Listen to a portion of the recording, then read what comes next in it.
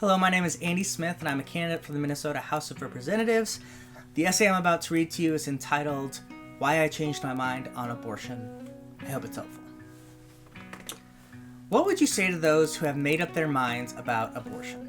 The reporter asking the question was shivering, a byproduct of a wicked wind that brought an unnatural chill to the May morning. I had just given a short statement about my anger and fear that the Supreme Court might overturn Roe v. Wade, a potentiality at the time that has become law with the Dobbs v. Jackson decision a couple weeks ago. The reporter's question reflected the stagnation in America's abortion conversation. Many religious conservatives are steadfastly against abortion, and there was nothing that could change that. So the thinking goes. Perhaps because of the optimism of youth, I responded to that question. I would ask them to keep listening. If you had asked me 10 years ago, I would say my mind was made up about abortion, but now my views are completely different. 10 years ago, I was a fresh-faced 21-year-old who had just graduated from a fundamentalist college in Chicago, Moody Bible Institute, with a bachelor's in theology. I was on my way to seminary to become a pastor. I had no doubt that human life begins at conception, and abortion, even in the cases of rape, incest, or threat to the life of the mother, was murder and thus morally wrong. To my knowledge, I did not have a single close family member or friend who thought differently.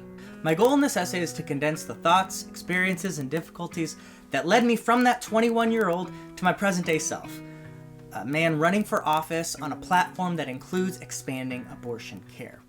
Now, my reasons won't convince everyone, but they do show that change on this intense issue is possible. My shift started with the Supreme Court legalizing gay marriage. At the time, as a loyal evangelical Christian, I was against gay marriage just as much as I was against abortion. Wanting to address the landmark decision in a Bible study that I was teaching later in the week, I read the majority decision of Obergefell v. Hodges. I knew that I was going to disagree, and I would surely find flawed reasoning that led the justices to such an erroneous conclusion. However, as I read the opinion, I found myself agreeing with Justice Kennedy. If I truly believed that the 14th Amendment provided equal protection under the law, I had to extend its protections to same-sex marriage. Now, my changing opinions in the area of same-sex marriage, in short, I now happily celebrate it, is a topic for a whole other separate essay. But my experience with Obergefell drove me to read the most evil of all Supreme Court decisions, at least that's what I thought at the time, Roe v. Wade. I had deja vu, as I once again found myself agreeing with a majority opinion that I knew I shouldn't. Once again, the 14th Amendment defeated my held beliefs. The right to privacy, a conservative value if there ever was one, had to extend to one's own body and medical decisions. In a time where my conservative community was terrified over potential death panels with the passing of the Affordable Care Act, I was shocked that the same people wanted the government to make medical decisions for half the population. But even if the 14th Amendment said that abortion was acceptable, that didn't mean the Bible did. And as an evangelical Christian, the Bible was my ultimate authority. I believed that the Bible clearly condemned abortion in all circumstances. But once I started looking into it, I realized that the Bible actually doesn't say that much about abortion at all. The Hebrew Bible views life as beginning at first breath, the archetype being God's breathing the breath of life into lifeless earth to create Adam, the first creature made in the image of God. You'll find this in Genesis 1 and 2. Now, the Ten Commandments includes the prohibition against murder, but this law is specifically not applied to a fetus just one chapter later.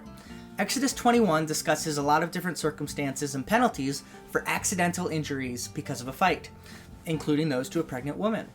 I assumed that the writer would be concerned about the unborn child, but actually the writer is most concerned with the safety of the woman. If the expectant mother has a miscarriage but is otherwise unharmed, the offender only has to pay a fine.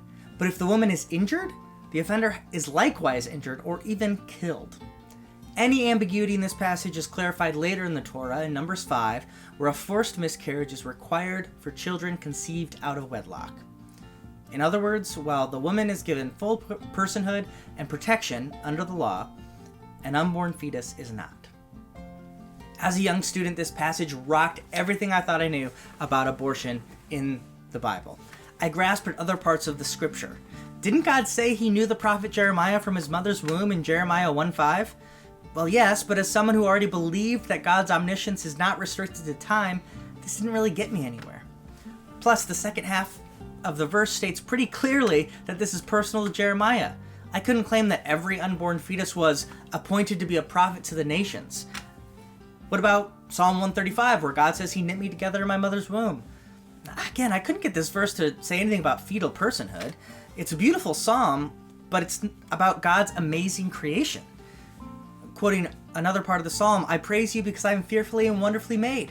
Your works are wonderful. I know that full well. This psalm is about God's works, which includes my creation, but also a plant's photosynthesis or the light of a red dwarf star. And none of those were persons or made in God's image.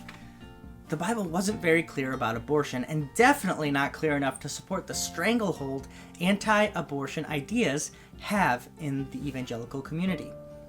Around the same time, I was beginning to consider pregnancy in a more personal way. My wife Anna and I both came from large families, and we looked forward to starting one ourselves. We were delighted to become pregnant 5 months into trying, and we started planning how to surprise and tell our friends and family. But our dream turned pretty quickly into a nightmare when Anna began heavily spotting at 6 weeks. We scheduled an emergency doctor's appointment, and at the ultrasound, there was no baby. The pain of a miscarriage is unlike anything else I've ever experienced.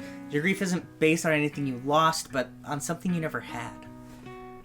But the doctor had more to tell us.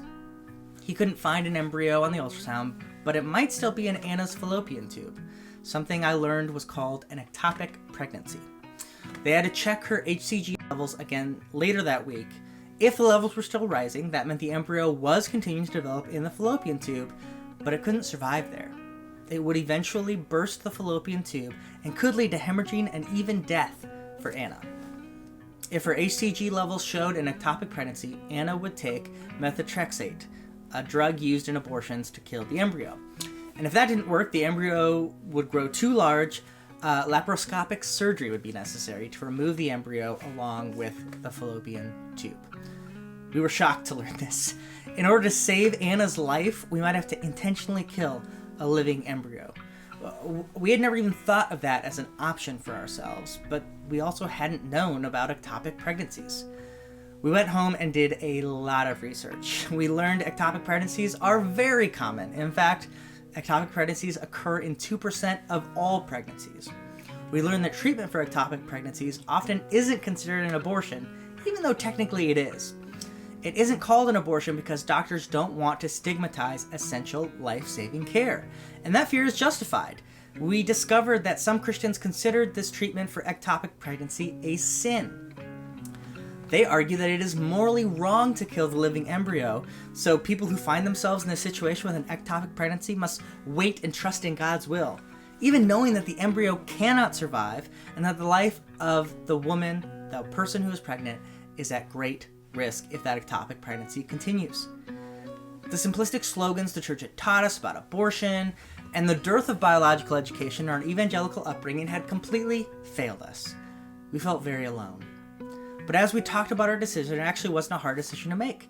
We disagreed with Christians who thought that abortion for ectopic pregnancy was a sin. Of course, we were devastated by the loss of the pregnancy, but we weren't going to allow an embryo that could not possibly survive to put Anna's life and health at risk. In the end, we didn't have to commit to any decision. Anna's HCG levels were going down, which meant that the embryo had already died and the miscarriage was proceeding normally. As we grieved the loss, we also struggled to incorporate this new information, that abortion was not evil in all circumstances, but actually in many circumstances was life-saving care. We eventually tried again to start a family.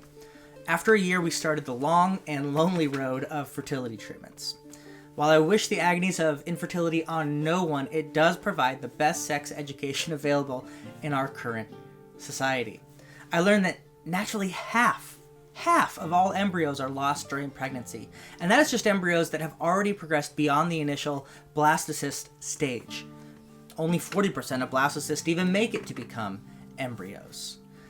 Basically, if I believed that a soul conferred at conception, which is a standard abortion line that life begins at conception, I had to believe that billions and billions and billions of souls were created by God just to be destroyed within minutes, days, sometimes months of conception. And this just did not square with my belief in God and his love for humanity. Preparing for a potential pregnancy in my wife and the potential problems that could arise, I learned a whole lot more about childbirth. I had to absorb the reality of vaginal tearing. Pregnancy and childbirth permanently changes a woman's body and the neural network in her brain. Pregnancy can be an incapacitating experience, and, of course, childbirth itself is immensely painful, sometimes traumatizing, and comes with a myriad of potential complications and health risks. It's a good time to quote the minority dissent from Dobbs. There are few greater incursions on a body than forcing a woman to complete a pregnancy and give birth. For every woman, these experiences involve all manner of physical changes, medical treatments, including the possibility of cesarean section, and medical risk. That women happily undergo these burdens and hazards of their own accord does not lessen how far a state impinges on a woman's body when it compels her to bring a pregnancy to term. All of this led me to one solid and strong conclusion. I want no part of a law or a legal decision that forces a woman to give birth. Of course, important and life-changing medical decisions should be made only by the person who is pregnant. Of course, a pregnant person's privacy should be respected and constitutionally protected. Of course, states shouldn't try to legislate how doctors counsel their patients. Of course, such an important procedure should be widely available and affordable. The dominoes just kept falling as I considered this problem in the new light of these experiences and research. I suddenly had eyes to see the contempt for those who could become pregnant inherent in a lot of anti-abortion advocacy. Just as an example, Anna came home one day furious after hearing that the Ohio state legislature had tried to pass an abortion ban that required doctors to, quote, re-implement an ectopic pregnancy in the uterus, or they would be charged with murder. That procedure doesn't exist. We knew this personally. When faced with the possibility of an ectopic pregnancy, we desperately researched for treatment that would make the pregnancy viable. There is no such treatment. But the Ohio state legislature is so worried about killing embryos and legislating a woman's body that it made up a procedure while banning procedures that could save women's lives. Such ignorance and contempt for those who could become pregnant is abhorrent. It has been a long and painful journey for me, but I can now say that I am firmly a defender of abortion. When a person decides to have an abortion, that abortion should be safe, it should be legal, affordable, and easily accessible in their own communities. While once I would have rejoiced to see Roe overturned, I now stand with Justices Breyer, Sotomayor, and Kagan, and say, with sorrow for this court, but more for the many millions of American women who have lost today a fundamental constitutional protection, we dissent.